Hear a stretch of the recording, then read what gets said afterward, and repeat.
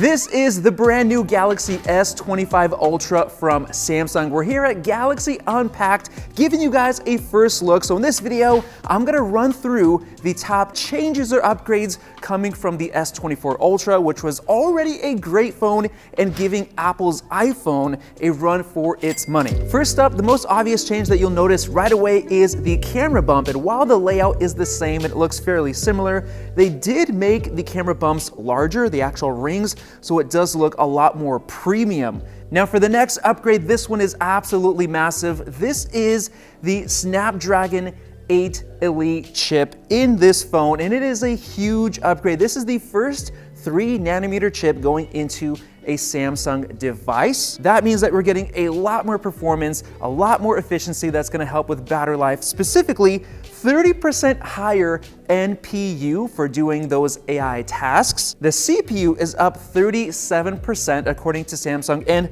30% higher for the GPU. And based on what we've seen online with the benchmarks and everything else, they're actually doing a great job with this chip to the point where it's competing with Apple's latest and greatest A18 Pro. And Samsung also showed us a display of the vapor chamber cooler compared to the one that's in the S24 Ultra, and it is a lot bigger. So one of the most important things is cooling, because you can have as much performance as you have, but if it's overheating, you cannot use any of that performance. So cooling is actually becoming the most important thing for smartphone performance. Now for upgrade number 4, one of my favorite things about the S24 Ultra was the Corning Gorilla Armor. It led to having very, very nice darks, blacks on the screen. It was very resistant to glare, which completely destroyed the iPhone. Like we showed some examples, the iPhone looked terrible. Apparently they've upgraded to Gorilla Armor 2 on the S25 Ultra, which has about 29% higher resistance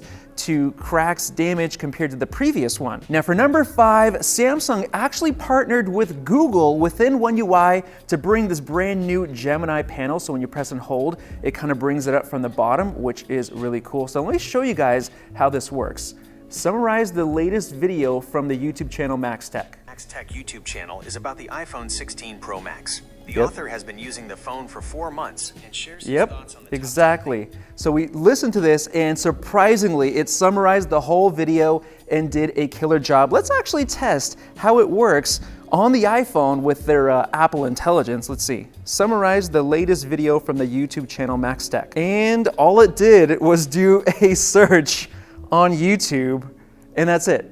No summary, no nothing. Surprisingly, this works crazy well. Next up, we have the display and the bezels. They did make the bezels 15% thinner than on the S24 Ultra, so they look very nice and slim. I don't think they're quite as slim as on the iPhone, but I like how they're all uniform all the way around, like Apple has always done. So it definitely looks really nice, very immersive with this large screen. I also like their little camera cutout. It is so unintrusive. It's so much nicer than a dynamic island that takes up a lot of space. Of course, that has a lot of use to it, but I really like how this doesn't really bother the content that you're watching. Now let's get into some of the camera features, which are one of the biggest things when it comes to Samsung flagship Galaxy phones. Well, we have a brand new ultra wide. It's a 50 megapixel sensor compared to 12. So you're gonna have much sharper ultra wide photos. Your ultra wide video is gonna look a lot better. And also the macro shots are gonna look great as well. So I'm excited for that. As far as the other cameras, I think it's still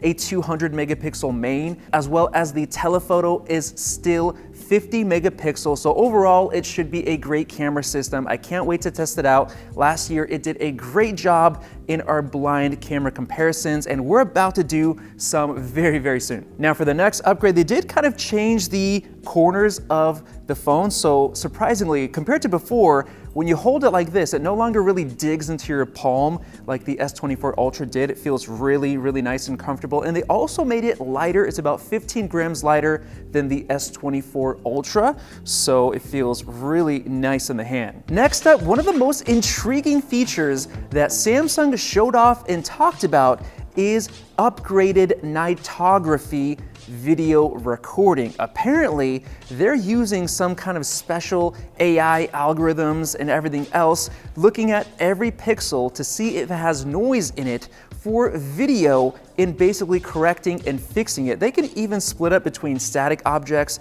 and moving objects to basically improve the video, and it works on device in real time, so you don't have to send it to the cloud and have it process or have to wait for lag, latency, anything.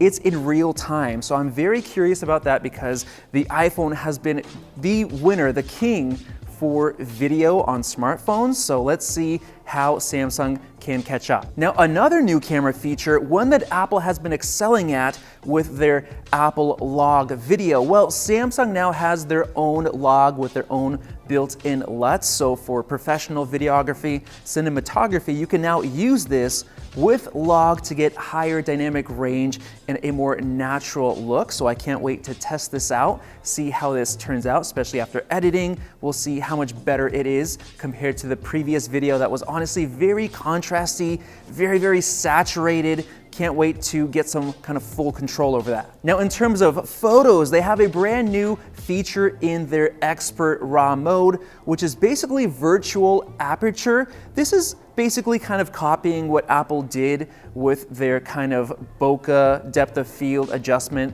Apple has their aperture adjustment, so they're bringing the aperture adjustment so you can kind of fine tune exactly what you want in terms of your background bokeh for basically like virtual portrait blur video, so this should help it feel and look more natural. And in terms of AI features, this is another one. Apparently with the Snapdragon 8 Elite chip, they finally have enough NPU power to basically do some of their AI stuff now on device instead of sending it to the cloud, which means it's all done locally. Let's say your Wi-Fi connection is very bad and you have to wait on that. Well, generative editing is now on device for the first time. So if you're trying to get rid of objects like using the magic eraser like we did in this scenario, trying to get rid of this blue bottle, surprisingly, it did a killer job, got rid of it, filled in the background, and it's happening on device. And finally, let's talk about the battery. While Samsung did say that the battery capacity is staying the same, they did say they got an increase in battery life due to a bunch of things like the new Snapdragon 8 Elite chip with the 3nm process node that it's built on. So it should be improved, but we are going to test it and make sure that it's actually happening. And the nice thing about this, to finish off, is that it is exactly the same price as before, $12.99, and it is going to be launching on February 7th, and you can actually pre-order it right now using the link in the description or pinned comment below if you guys are interested. I'd say basically overall, this phone feels great in the hand. It looks awesome as well. I like the new camera bumps. I can feel that it's lighter. The bezels are nice and thin. Overall, I think this is going to be a killer upgrade in phone for Samsung. So with that said, definitely subscribe for more videos above and check out one of those two right over there. Thanks for watching, and we'll see you in the next one.